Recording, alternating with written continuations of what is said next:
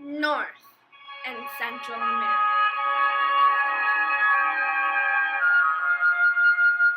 North and Central America began as some of the least cultivated nations.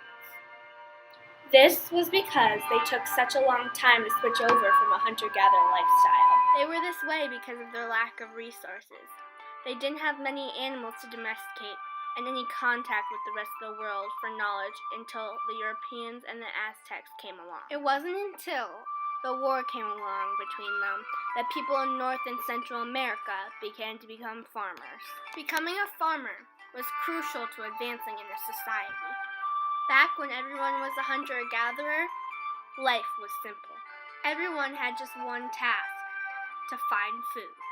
Although it was a simple task, it was a very hard, time-consuming task as well.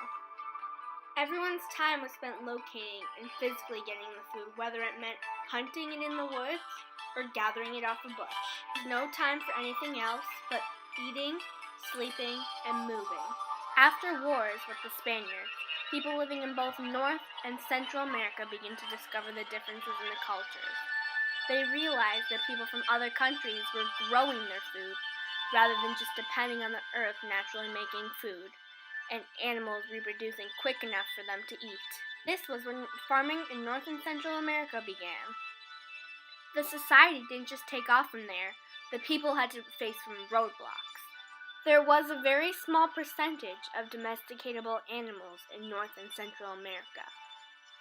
In North America, the llama, and in Central America, the turkey. Within the years 100 BCE and 100 CE, humans had a great epiphany.